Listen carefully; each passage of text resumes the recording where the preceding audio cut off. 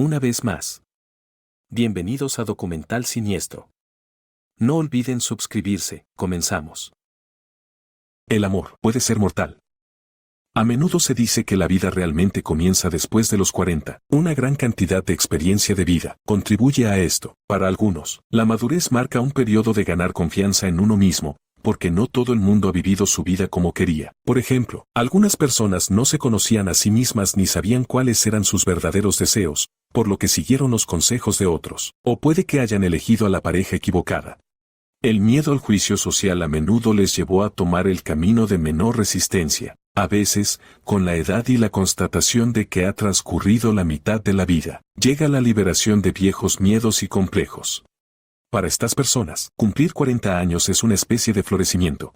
Una vez que los niños han crecido, pueden dedicarse más tiempo a sí mismos, dejar atrás relaciones pasadas e intentar empezar otras nuevas. Shannon Starbuck, una mujer de 42 años de nuestra historia de hoy, también creía esto, pero sus nuevas esperanzas no fructificaron.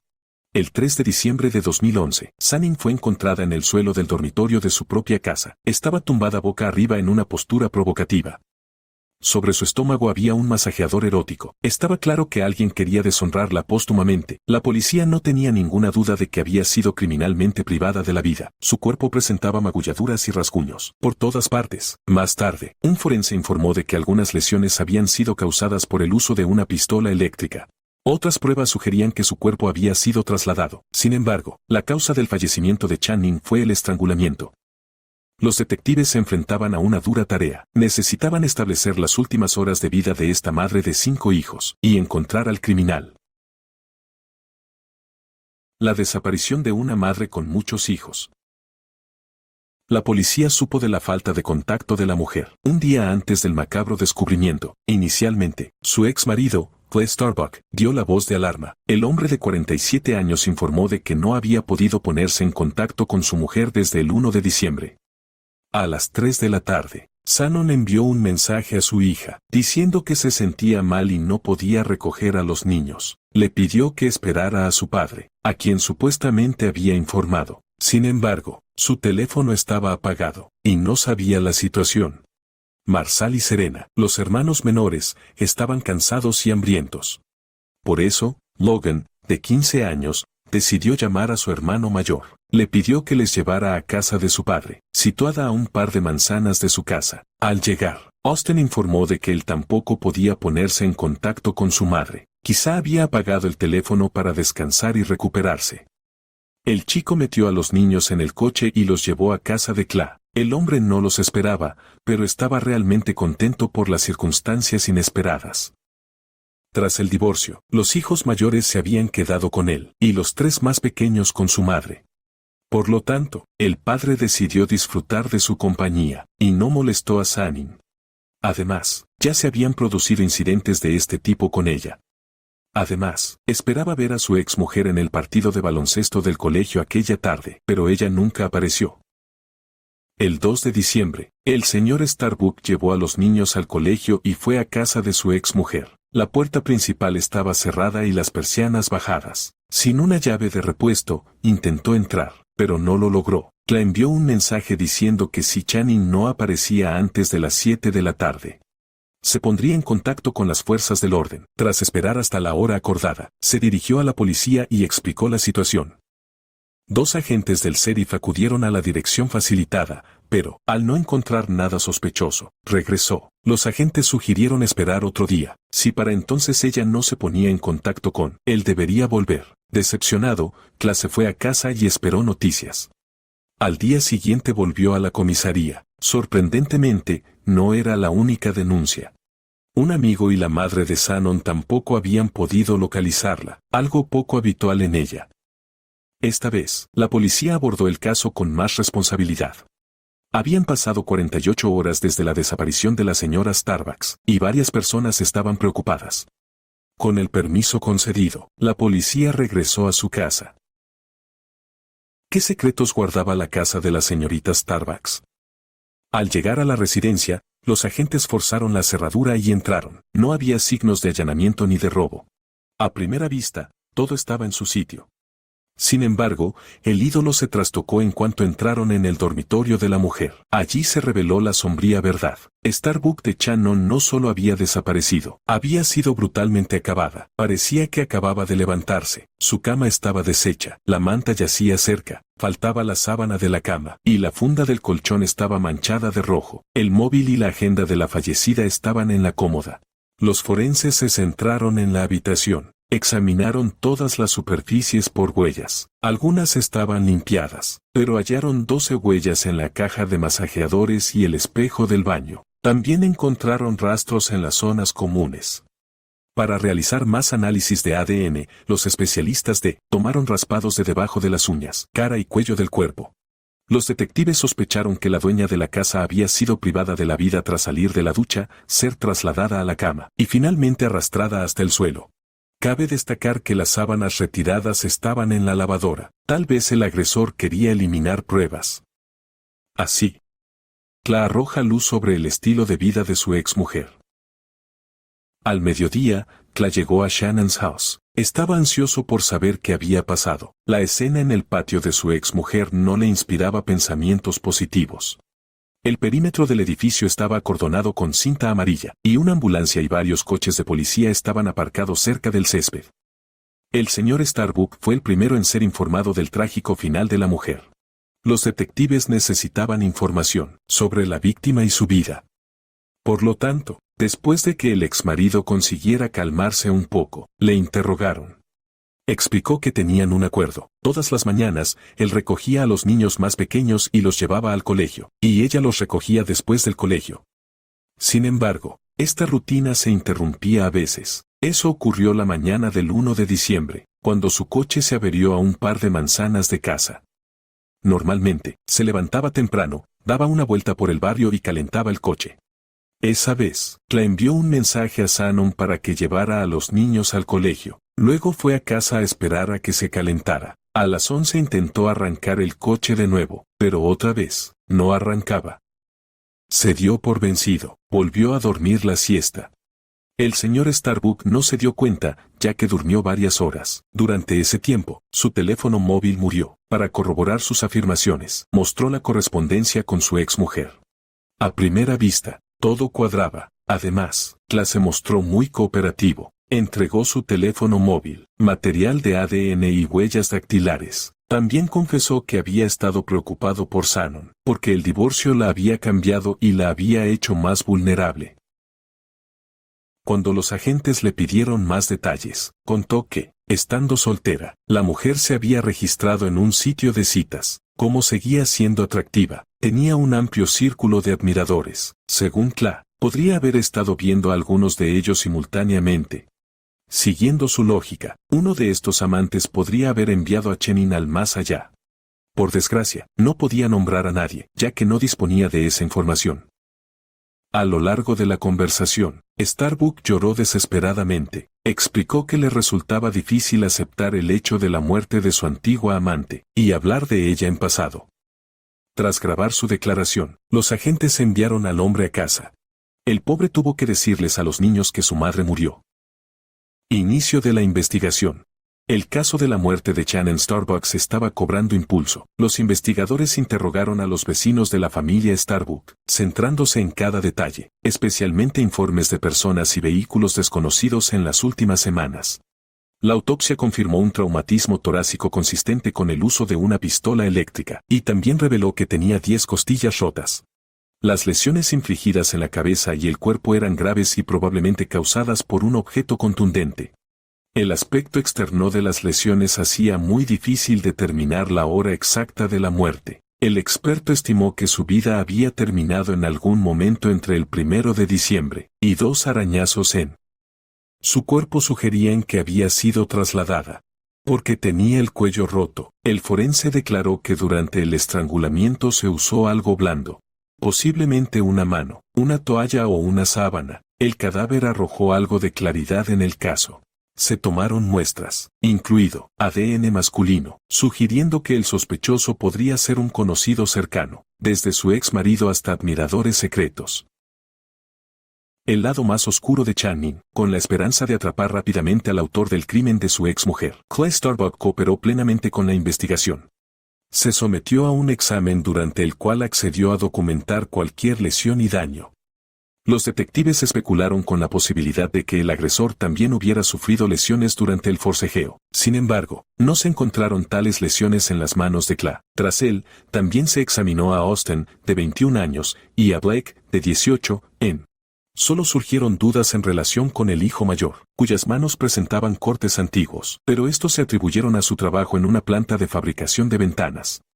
Durante las conversaciones con los niños, se establecieron algunos hechos que se aclararon posteriormente.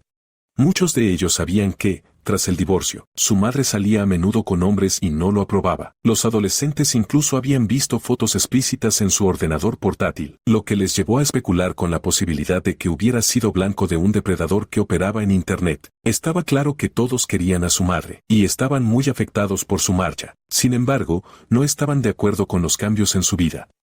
En una entrevista posterior, Clay fue más elocuente, culpó a Channing de la discordia familiar. Mientras él estaba fuera en viajes de negocios, ella se veía con frecuencia con otros hombres. Incluso admitió que sospechaba que Marshall podría no ser su hijo. No obstante, lo quería como si fuera suyo. A su juicio. Tras el fin de su relación, Shannon empezó a permitirse excesos, y no apropiados para su edad. Él desaprobaba que ella dejara a los niños en su casa, cuando iba a otra cita, entre otras cosas. Sin embargo, a estas alturas, los investigadores habían conseguido no solo hablar con él y con los niños. Tras entrevistar a los parientes de Channing y a algunos amigos, los detectives se formaron su propia imagen de la fallecida y de su familia. Auge y caída de la familia Starbuck. Channing nació en abril de 1969, en Anderson, Indiana. Era la menor de su familia, pasó su infancia con 2 hermanos. Con el tiempo, sus padres se divorciaron y formaron nuevas familias, con lo que tuvo más hermanos. Desde muy joven, Channing soñó con crear su propia familia numerosa y cariñosa, una visión reforzada por su participación activa en la iglesia y su profunda fe. Creció modesta y de buen corazón, con una pasión por el dibujo, que le valió numerosos premios y galardones. A la edad de 20 años, conoció a Clay Starbuck, de 25 años. Sus caminos se cruzaron en Florida, donde Shannon se había mudado con su familia en su juventud. Clay, originario de Alaska, estaba de vacaciones en uno de los estados más cálidos. Se conocieron en una fiesta organizada por amigos comunes, y enseguida se cayeron bien. Esa noche, Shannon se enteró de muchas cosas sobre Clay, entre ellas que había continuado su educación en una escuela de mecánica diésel en Colorado después del instituto, y luego había vuelto a casa para trabajar en el oleoducto Trans-Alaskan, ganándose bien la vida. Sin embargo, descubrió que ya estaba casado, y que tenía 2 hermosos hijos fruto de esa unión. A Channing no le desanimó su complicado pasado, de hecho, lo vio como algo positivo, creyendo que le daba una valiosa experiencia para la vida matrimonial. La pareja se casó poco después de las recién estrenadas Misses Starbuck se mudó con su marido. Al principio le costó adaptarse al nuevo entorno y al clima, pero enseguida se acomodó. Sin embargo, la vida matrimonial no era tan idílica como Channing había esperado, con Clay a menudo ausente, dejándola sola para gestionar el hogar. Sin embargo, el amor le daba fuerzas, sabiendo que los turnos de trabajo de él acabarían con el tiempo, y él volvería a estar a su lado. Mientras tanto, ella se dedicó a ser madre de los hijos de su primer matrimonio. No tardaron en tener sus propios hijos juntos, primero un hijo llamado Austin, y 3 años después, un hermano para el llamado Blake. En 1996 su familia creció con el nacimiento de una hija muy esperada, Logan, pero con Logan llegaron retos. Le diagnosticaron autismo a una edad temprana. Channing aceptó el diagnóstico de su hija con gracia y se convirtió en su mejor amiga. Más tarde, otra hija alegró la vida de los Starbucks, a la que Clay llamó Serena. Channing dedicó su tiempo a sus hijos, supervisando su salud, educación y enseñanzas de la iglesia. Era conocida en toda la comunidad por sus aficiones, la cocina y las manualidades. Sin embargo, estaba tan inmersa en su papel de madre solícita y esposa cariñosa que no se dio cuenta cuando su marido empezó una aventura en el trabajo. Esto fue un tremendo shock para ella, percibido como una profunda traición. En consecuencia, en 2000 solicitó el divorcio, marcando un nuevo capítulo en su vida. Aún albergando sentimientos por su ex marido, decidió mudarse a Arizona para mitigar el dolor de su dolorosa separación, iniciando una relación con otro hombre. Sin embargo, este intento fracasó cuando Channing se dio cuenta de que seguía amando a Cla, que también le tendía la mano, pidiéndole que volviera.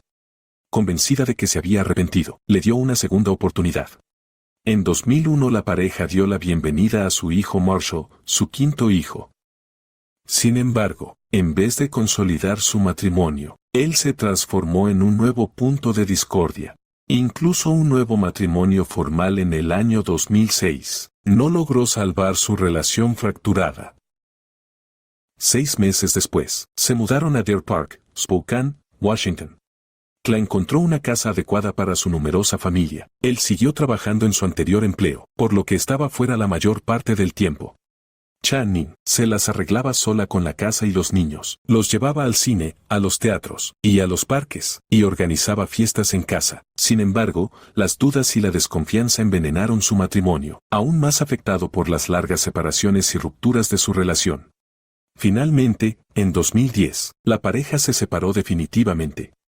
Al entrar en la cuarentena, Shannon empezó a rehacer su vida, aferrándose a la esperanza de que aún podría experimentar la alegría del amor. Resolvió no rendirse nunca ni repetir los errores del pasado. Incluso cuando Cla sufrió una grave lesión, decidió no volver con él. No obstante, apoyó a su exmarido y le prestó toda la ayuda que pudo. En febrero de 2011, Cla dejó su trabajo y se instaló definitivamente en Deer Park, permaneciendo cerca, no solo de sus hijos, sino también de Channing. Él seguía esperando que ella regresara, pero ella no compartía su opinión, y finalmente, al encontrar la libertad, la disfrutó. Tras someterse a una operación, Austin y Blake se mudaron con su padre, contentos de no estar bajo la constante supervisión de su madre. Shannon, respirando nueva vida, encontró un trabajo a tiempo parcial y se matriculó en un curso de asistente dental. Cansada de ser ama de casa y de tener que mantener a su familia, sobre todo porque su exmarido dejó de pagar la manutención de sus hijos debido a su enfermedad, seguía teniéndolos cerca para las emergencias. Los niños se quedaban con él después del colegio todos los miércoles, así como el segundo y cuarto fin de semana de cada mes. Ese verano, Channing recibió con orgullo su certificación, tachando un sueño y empezando a perseguir otro, con la esperanza de conocer a un hombre digno. Creó un perfil en un sitio de citas. Sentía una gran necesidad de vivir para sí misma. También lamentaba haber gastado sus mejores años en un hombre que no la apreciaba y era capaz de engañarla. Sin embargo, un plan criminal una mañana de diciembre acabó con sus sueños. El funeral de Shannon Starbucks fue el 10 de diciembre de 2011. El gran número de personas que acudieron al servicio dio fe de que era una persona brillante y sincera. Encontró su última morada en un cementerio de Orlando. Búsqueda del culpable. La atención pública prestada a la muerte de la mujer impulsó a las fuerzas del orden a actuar con rapidez. Mientras se centraban en su exmarido, los detectives decidieron verificar su coartada. Como resultado, volvieron sobre los movimientos de Cla. El 1 de diciembre, volvió a explicar lo que había ocurrido esa mañana, y detalló dónde y cómo se había averiado su coche. Además, llegaron los resultados del examen inicial.